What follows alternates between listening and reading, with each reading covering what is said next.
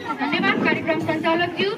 इस कार्यक्रमका सभाध्यक्षज्यू, प्रमुख अतिथि, विशिष्ट अतिथि, टोल विकास संस्थाका अध्यक्ष, सम्पूर्ण देश नागरिक, सम्पूर्ण शिक्षक शिक्षिका, अभिभावकहरू तथा मेरा प्यारा साथीभाइहरूमा म कसै साथ यी निस्मौलीबाट न्यानो नमस्कार स्वीकार। आज मिति 2082 साल 10 महिना 16 गतेका दिन हुन गइरहेको यस बहरी टिस्टारी निस्मौली स्थानमा 18औं वार्षिक उत्सव कार्यक्रममा म सहभागी हुन पाउँदा अत्यन्त खुसी व्यक्त गर्दछु। आज म शिक्षाको महत्त्वको बारेमा छोटो जानकारी दिन जाँदैछु। ध्यान दिएर सुनिदिनुहोला। शिक्षाको महत्त्व। शिक्षा भनेको मानिसलाई बाटो देखाउने एउटा मार्ग हो। कुनै पनि विषयमा ज्ञान लिनु वा दिनुलाई शिक्षा भनिन्छ। शिक्षा भनेको ज्ञान हो। मानिसले कुकुरदेखि जिहानसम्म शिक्षा हासिल गरिरहेका हुन्छन्।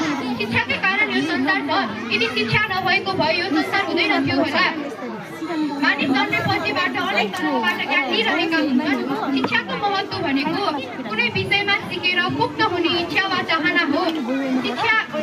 शिक्षा बिना मानिसको जीवन अधुरै हुन्छ। शिक्षा आजको युगमा महत्त्वपूर्ण गहना नै भएकाले यसको ठुलो महत्त्व रहेको छ। शिक्षा मानव जातिको तेस्रो चम्किलो आँखा भएकाले यसलाई महत्त्वपूर्ण मानिन्छ। शिक्षाबाट मानिस लगनशील, सभ्य, इमान्दार आदि बन्न सक्छ। शिक्षारूपी ज्ञानबाट मानिस असल, खराब, राम्रो, नराम्रो आदि छुट्याउन सक्छ। शिक्षाबाट नै मानिस शिक्षक, शिक्षिका, इन्जिनियर, डाक्टर, पाइलट आदि बन्न सकेका छन्। त्यसैले जुन गाउँ, समाज, राष्ट्रको सुखी समृद्धशाली नागरिक बन्नको लागि शिक्षा तयार गर्नु नै शिक्षाको मुख्य उद्देश्य हो। कतिपय समुदायमा अझै पनि मानिसहरू शिक्षाबाट वञ्चित छन्।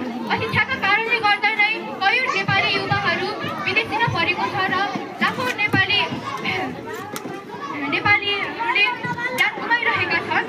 के दुःख हामी र हाम्रा सन्तानबीच नहोस् भन्नको लागि म सम्पूर्ण अभिभावकलाई के भन्न चाहन्छु भने आफ्ना बालबालिकालाई गुणस्तरीय शिक्षा र राम्रो शिक्षा प्रदान गरी उनीहरूको उज्जवल भविष्यको कामना